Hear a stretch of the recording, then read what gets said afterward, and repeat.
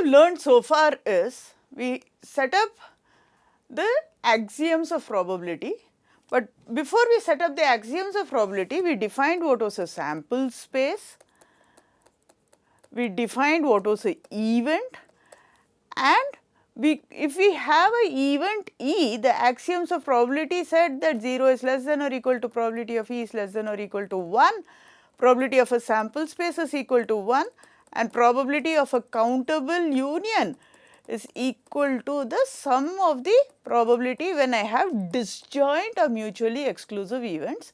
From here, we looked at a finite union, and we said that the probability of a union of a disjoint set is the same as the sum of the probabilities.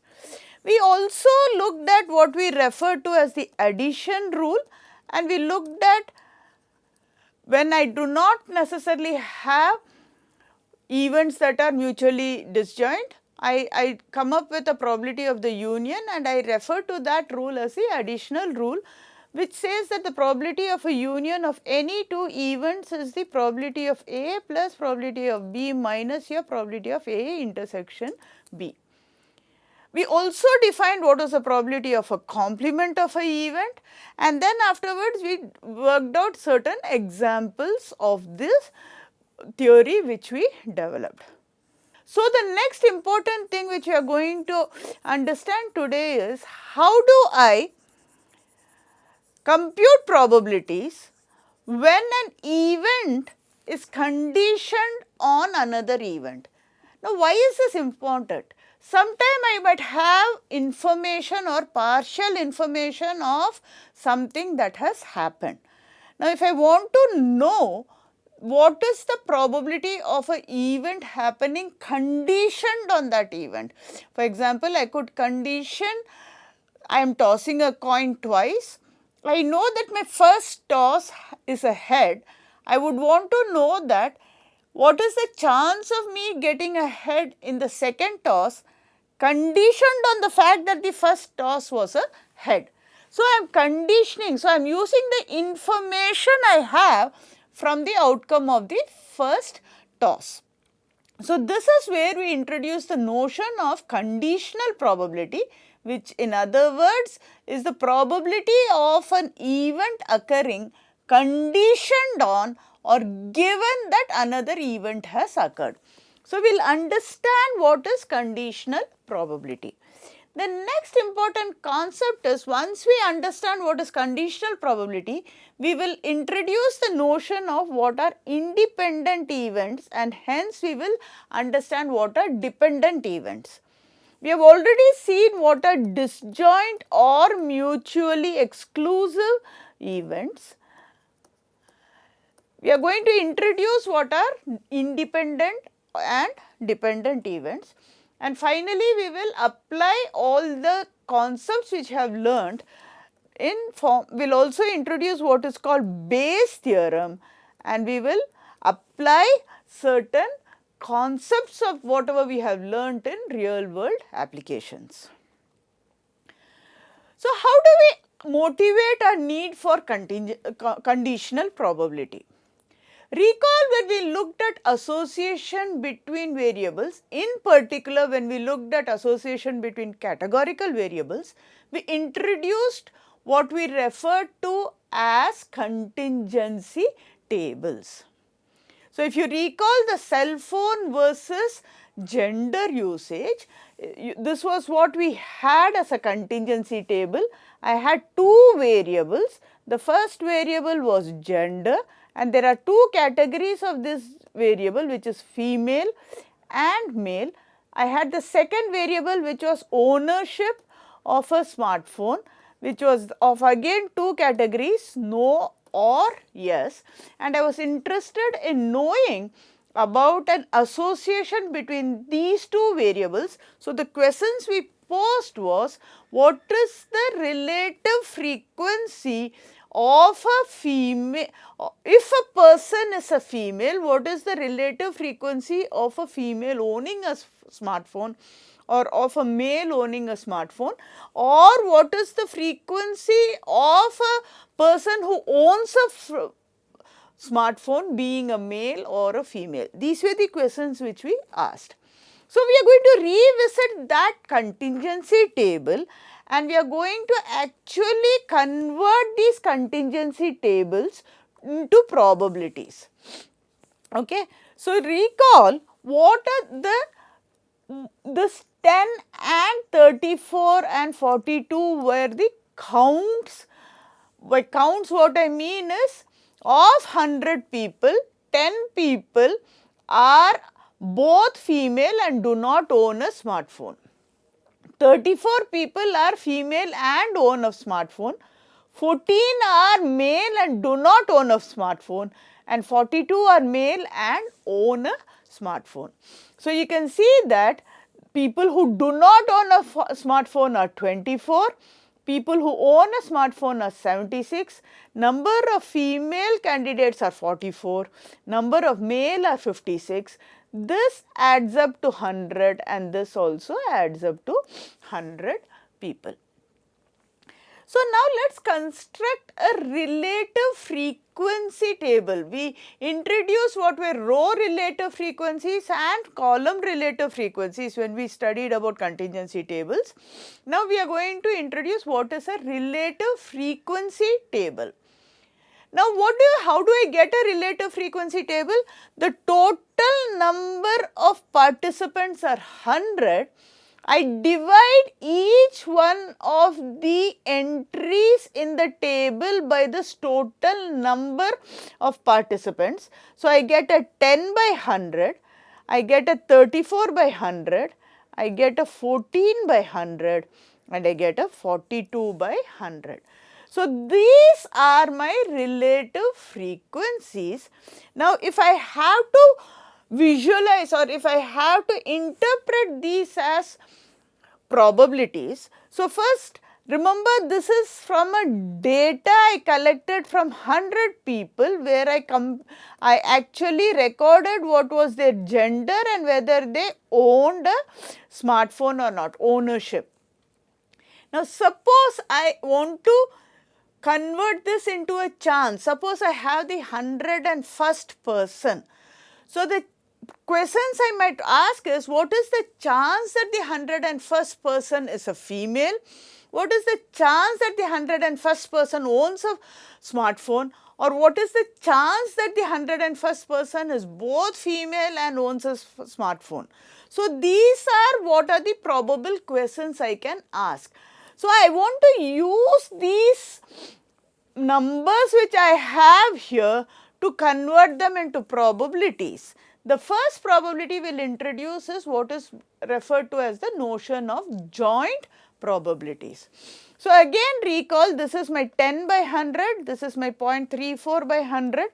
So, let us see what this entry means.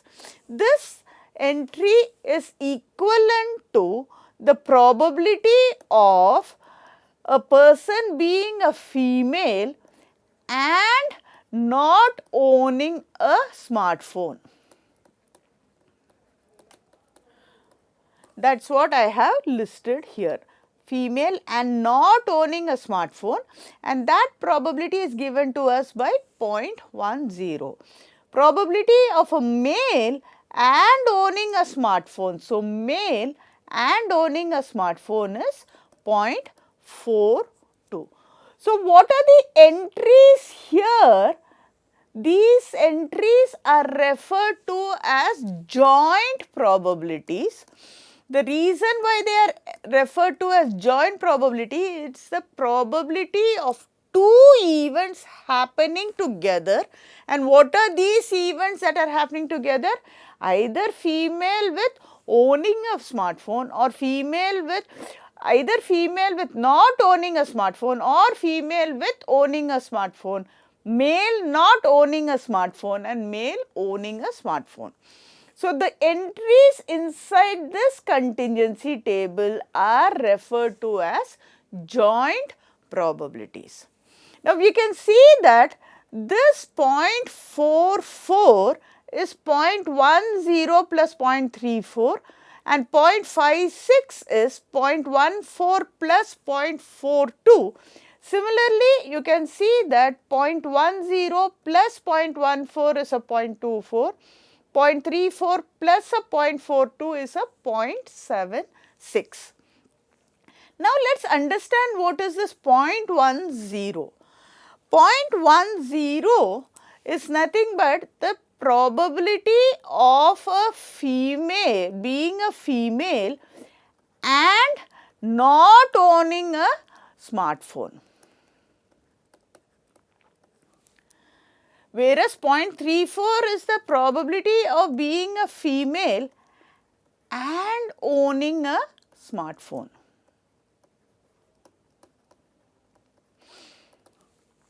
So, if I want to know what is the chance that you are a female, let us understand this using a Venn diagram. So, this is my sample space, this is my event of a person being a female. Let me have this as an event of owning a smartphone. So, this region which is being shaded in blue is the region of being a female and owning a smartphone. The blue region is the region of being a female and owning a smartphone. The region of red is being a female and not owning a smartphone. Okay. So, you can see that if I want to know what is probability of F, this probability of F is nothing but the union of the red region. The red region is being a female and not owning a smartphone, that is why I am putting O complement, union, probability of being a female and owning a smartphone. Okay. Now, this is given to us to be 0.10, this is given to us to be 0.34. So, you can see that this works out to be 0.44, which is precisely what I have here, and these are what we refer to as marginal probabilities. And this is how I have converted the entries of a contingency table to represent A, joint probabilities, and B, now marginal probability. Similarly, if you look at the variable of owning a smartphone, so you can look at this column which is a 0.34. So, I can own a smartphone either. So, the probability of owning a smartphone is probability of being a male and owning a smartphone and probability of being a female and owning a smartphone. So, if I add up these two entries, I get 0.76, and that is again my marginal probability. So, I have 4 marginal probabilities. This is probability of being a female, this is probability of being a male, this is probability of owning a smartphone, and this is probability of not owning a smartphone, which is probability of O complement. So, using these 3, let us introduce now the notion of conditional probability. So, when we talk about conditional probability, we are seeking answers to questions like, among female buyers, what is the chance that someone owns a smartphone? So, what is the partial information that is given to us? The partial information that is given to us here is among, or I am conditioning it on female buyers or among female buyers. I know that the buyer set I am looking at now as the female buyer set. So, among these buyers, so how many females do we have? We have 44 females. I am interested in know how many among them own a smartphone, okay, or do not own a smartphone. The second question is among the people who do not own the smartphone. So, how many of them are there? 24 people. So, these are the total number of people who do not own a smartphone. I know there are 24 people. I am interested in knowing what are the chance that I have a male or how many are male. Remember, we again introduced the concept of a row relative and column relative frequency when we discussed about the contingency table. So, to answer the first question, basically I am looking at a row relative frequency, whereas to answer the second question, I am looking at a column relative frequency.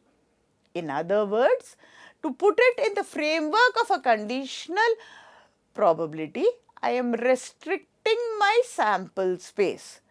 So, if my sample space earlier was having, so if I am one way I can, so first I need to understand what is my experiment here. So, in the experiment I am choosing a person at random, I am recording their gender and their ownership status. By ownership status, I mean yes or no. So, the outcomes, possible outcomes are, I could have a male and I could have a person who owns, I could have a male and who does not own, okay, M with does not own, a female who owns and female who doesn't own. But here remember, they are not equally likely, okay. So, I need to find out a way of how to compute these probabilities. So, the way to compute these probabilities is, I work on what I call a restricted sample space. So, by restricted sample space, if my original sample space is male owner, male does not own, female owns and female does not own, and I know some information about the person, suppose the information is given that the person is female, then I restrict that sample space to only female owns and female does not own. I restrict the sample space, okay. So, how do we compute it? You restrict the sample space. So, now if I restrict the sample space to only females, so I am not bothered about the sample space of perhaps the person is a male. Among these females, so earlier I computed 10 by 100 because I had the expanded sample space. Now I am only finding what is the relative frequency, relative to what? Relative to the person being a female. I know 10 out of 44 do not own and 34 out of 44 own a smartphone. Similarly, 10 out of 56, again 56 is the number of males, 14 out of 56 do not own a phone and 42 out of 56 own a phone. So, I am restricting the sample to females only or males only, which is my first row, okay. And I know that the chance that someone owns a phone is 34 by 44, okay. And the chance that a person, so if I am looking at probability of doesn't own a phone given a female, this is, we will explain this notation in a while, but if I am looking at a chance that I know a person is a female, what is the probability that they do not own a phone?